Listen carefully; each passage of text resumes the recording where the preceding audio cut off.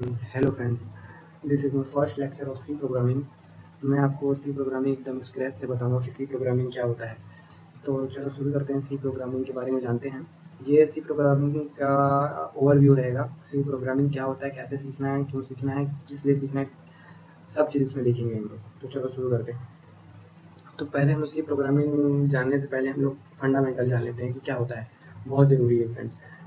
तो कंप्यूटर क्या होता है? Computer is a programmable electronic device that take data, perform instructed arithmetic and logical operations and give the output.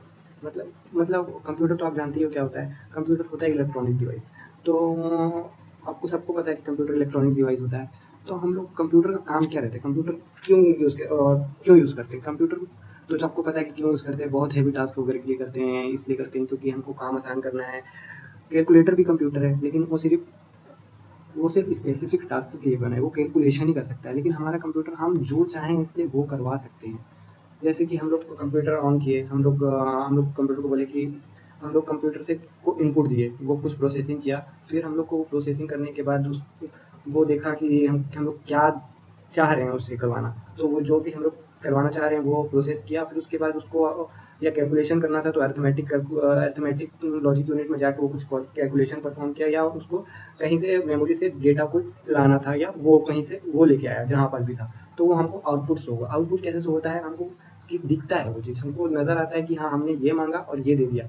तो ये चीज़ के पीछे क्या हुआ? ये चीज़ के पीछे हम लोग ने प्रोग्रामिंग करके रखा है कि हमको ये चाहिए, हमको ये, हम जब ये बोले तो तुम ये करके दो। समझ रहे हो ना? तो उसको ही बोलते हैं हम लोग इसलिए हम लोग प्रोग्रामिंग सीख रहे हैं कि हमको कंप्यूटर से काम करवाना है। क्योंकि कंप्यूटर एकदम डम मशीन है, हमको जो बोलेंगे वो करेगा। तो कंप्यूटर जान लिए आप लोग क्या होता है। देन हम लोग देखते हैं कि व्हाट इज़ सी लैंग्वेज। ठीक है? सी लैंग्वेज क्या है? सी लैंग्वेज नथिंग, कुछ नहीं है। बस the C language is developed by Dennis Ritchie. कौन डेवलप किया था? Dennis Ritchie. For creating system application that directly interact with the hardware drives such as drivers, kernels etcetera. तो हम इसको कौन डेवलप किया था? डेनिस रिचे ने। और कहाँ डेवलप किया था? इसको AT&T बेल लैब्स USA में डेवलप किया गया था डेनिस रिची के द्वारा। ठीक है? तो इसका यूज़ क्या होता है? इसका सिस्टम एप्लीकेशन बनाने में यूज़ होता है। ठीक है? ये इंटरेक्ट करता है किससे? हार्डवेयर। हार्डवेयर लेवल पे ये बात कर सकता है। हार्डवेयर लेवल पे आप इसको प्रोग्रामिंग कर सकते हैं। हार्डवेयर लेवल पे प्रोग्रामिंग कर सकते हैं। आप लोग को समझ में नहीं आ रहा होगा, लेकिन एक एग्जांपल के थ्रू समझ सकते हैं। आपने माइक्रोवेव एम्बेडेड मशीन से ये इंटरेक्ट कर सकता है। तो आपको एग्जांपल देता हूँ, लाइक आपने वो देखा होगा माइक्रोवेव्स या वॉशिंग मशीन का एग्जांपल लेते हैं। वॉशिंग मशीन क्या होता है कि उसमें आप लोग टाइमिंग सेट करके रखे रहते हैं ना, कि 15 मिनट में हम लोग उसको घुमा देते हैं तो वो 15 मिनट तक का सेट हो जाता है। फिर उसके बाद वो 15 मिनट तक घूमते रहता है, फिर वो उसका टाइम होता है तो वो रुक जाता है। तो उसको कैसे पता है कि उसको 15 मिनट में ही रुकना है? सोचने वाली बात है ना। और हम लोग कभी स्पिन वाला बटन दबाते हैं, कभी वॉश वाला बटन दबाते हैं। आजकल तो बहुत सा एडवांस टेक्नोलॉजी आ गया है। तो उसके पीछे क्या है? उसको कैसे पता चल रहा है कि मेरे को ये काम करना है?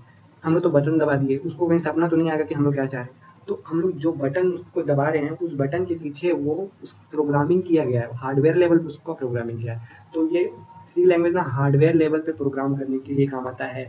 ड्राइवर्स बनाने के लिए काम आता है। ड्राइवर्स कुछ नहीं, जैसे कि हम लोग अगर लाइक हमको जैसे पेन ड्राइव वगैरह डालना है अपने कंप्यूटर में, तो पेन ड्राइव डाल रहे हैं, तो पेन ड्राइव जैसे अपन डालिए तो एक सेकेंड, कुछ टेक्निकल इशू आ गया है।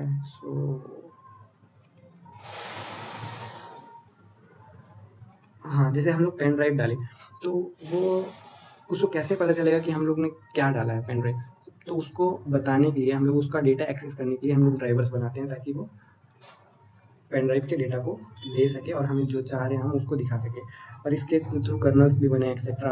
और इसके यार क्या क्या चीज़ नहीं बना, ओरेकल भी इसी की लैंग्वेज के थ्रू लिखा गया। और उसके बाद कोर लाइब्रेरीज ऑफ एंड्रॉयड वगैरह भी इसी में लिखा गया। कोर लाइब्रेरीज क्या होता है? जो कामों को हम जो लाइब्रेरीज बना के हम रख दिए हैं, ठीक है, उसको हमें यूज़ करना है। उसमें से हमें, जैसे कि लाइब्रेरीज क्या होता है, लाइब्रेरीज का मतलब जानते हो ना, उसी तरह ये लाइब्रेरीज इसमें प्रोग्रामिंग लैंग्वेज में भी ऐसे ही एक लाइब्रेरीज होता है, सॉफ्टवेयर होता है।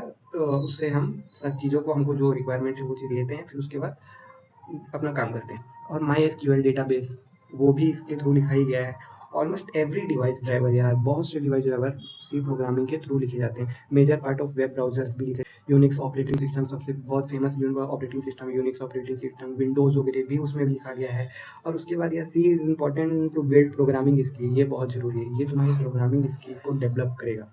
हम लोग को सी प्रोग्रामिंग इसलिए भी पढ़ना है क्योंकि हमें स्किल डेवलप करना है, हमें थिंकिंग, हमें सोचना कैसे है, हम कैसे सीख सकेंगे तो किसी प्रोग्रामिंग लैंग्वेज को, क्योंकि programming language is a mother language. क्या लिखा है इसमें देखो कि programming is a consider as a base for other programming language, ये बेस है किसी भी प्रोग्रामिंग लैंग्वेज का। That is why it is known as mother language, इसलिए इसको मदर लैंग्वेज भी कहा जाता है। अब अगर ये लैंग्वेज सीख गए तो समझो कि C++ आपने 60% सीख लिया, और बाकी प्रोग्रामिंग लैंग्वेज भी आपने समझो सीख लिया, क्योंकि मेन कॉन्सेप्ट तो आप सब इसमें सीख लोगे। बस आप लोगों को उस वहाँ क्या मिलेगा, सिंटैक्स चेंज मिलेगा, नथिंग, और कुछ नहीं मिलेगा। ठीक है, तो जैसे कि जावा और भी बहुत सारे प्रोग्राम और भी बहुत चीज़ इसी में लिखा गया है, जैसे कि जावा का फर्स्ट लाइब्रेरीज वगैरह भी इसी में लिखा गया है, और बहुत सारी चीज़ यार, यकीन मानो इसी में लिखा गया है। आप चाहे तो सिर्फ प्रोग्रामिंग के ऊपर मास्टर भी कर सकते हैं, आप इसमें बहुत अच्छे अच्छे जॉब भी पा सकते हैं। और नेक्स्ट देखते हैं आगे क्या है। तो why C language is important, ठीक है। तो जैसे कि मैं आपको बताया कंपाइलर्स वगैरह, कंपाइलर्स क्या होता है, कंपाइलर्स एक ट्रांसलेटर, मतलब उसको ट्रांसलेटर समझो, एक ट्रांसलेटर का काम करता है। जैसे कि हम लोग कोई कोड लिखे, ठीक है, कोड हम लोग कोई प्रोग्राम जैसे कि सी लैंग्वेज का हम यूज़ करके कोई कोड लिखे, तो वो कोड कंप्यूटर को क्या समझ में आता है, कंप्यूटर को 0 1 के अलावा उसको कुछ भी नहीं समझ में आता।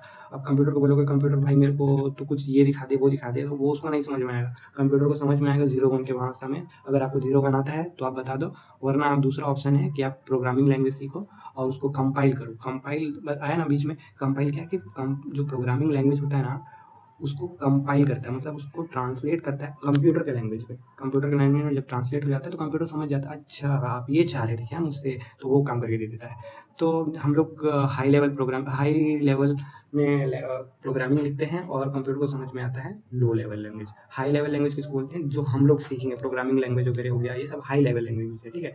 और जो कंप्यूटर को समझ में आता है वो लो लेवल लैंग्वेज होता है, उसको लो लेवल लैंग्वेज बोलते हैं, ठीक है। तो JVM और कर्नल्स एक्सेट्रा सब किसमें लिखे हुए हैं, सब सी लैंग्वेज में लिखे हुए हैं। Most of the programming language, जैसे सी का सिंटैक्स तो सी में ही होगा ऑब्वियसली, C++, जावा, C#, ये सब किसमें लिखा गया, सब सी में लिखा गया है। It provide core concept like array, string, function, file handling etcetera, और भी बहुत सारे। मेन तो यही बस आपको दिख गया, array, string, function, file handling, ये सब इंपॉर्टेंट है। ये सब जब आप इसी में सीख जाओगे तो दूसरे लैंग्वेज में सीखने के लिए क्या बचेगा, उसको बस आप लोग को ये हथियार है, आपको इसको चलाना आ गया मतलब आप कुछ भी कर सकते हैं, कुछ भी, ठीक है।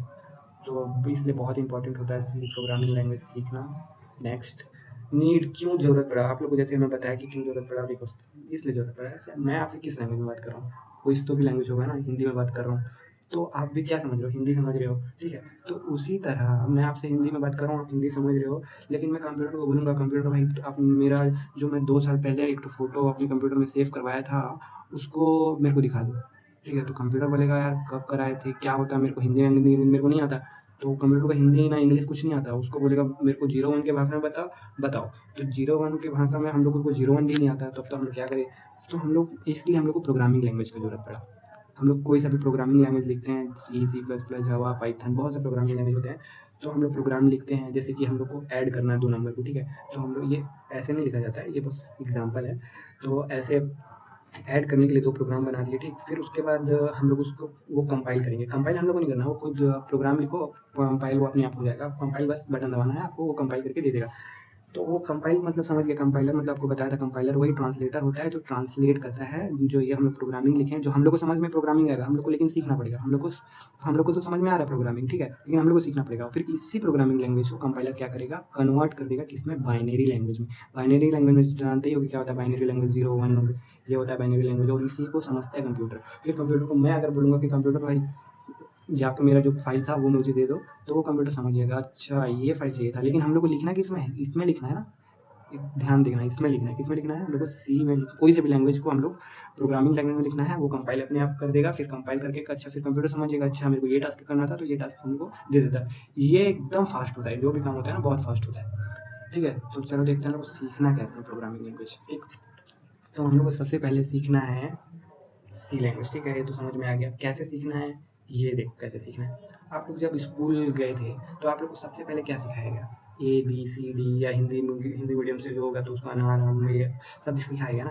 तो जैसे कि हम लोग स्कूल जाते हैं तो हमें अल्फ़ाबेट्स एंड डिजिट्स वगैरह सिखाते हैं, फिर थोड़ा आगे बढ़ते हैं, हमको ABCD पढ़ने आ गया, हाँ, समझ में आ रहा है, तो हमको वर्ड्स बताया जाता है कि A फॉर एप्पल्स, ठीक है? फिर उसके बाद जैसे ही हम थोड़ा और आगे बढ़ते हैं, हमको ये सब समझ में आ गया, वर्ड्स पढ़ने आ गया, तो हमें सेंटेंस बनाना सिखाया जाता है। सेंटेंस क्या?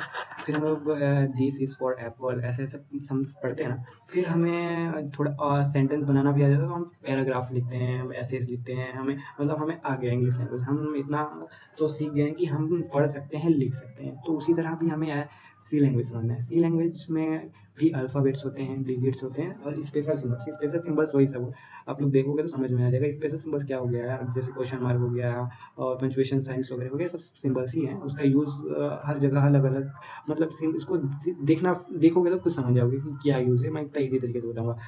फिर हो आगे कॉन्स्टेंट्स, मतलब कॉन्स्टेंट बोले तो एकदम वही कांस्टेंट बोले तो चेंज नहीं होता इसका वैल्यू। इसको अगर कांस्टेंट लग गया मतलब ये 10 का 10 रहेगा, हिलेगा ही नहीं ये, समझे? और वेरिएबल्स मतलब समझ गए, वेरी करता है ये। और कीवर्ड्स, तो कीवर्ड्स वो होता है जो सी लैंग्वेज में पहले ही से ही रखा गया है, डिफाइंड है कि ये कीवर्ड से हमको हम नॉर्मल जैसे प्रोग्राम बनाने में उसका यूज़ नहीं कर सकते यार, ठीक है? तो वो अभी आगे कोई दिक्कत नहीं, मैं समझ रहा हूँ यहाँ पर समझ नहीं आ रहा होगा तो टेंशन लेने की जरूरत नहीं, आगे वीडियो देखोगे तो पूरा समझ में आ जाएगा।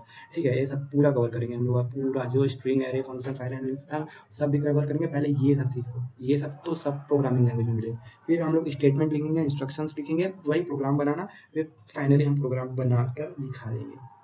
समझ में आ गया कैसे सीखना है? तो पैनिक मत होना।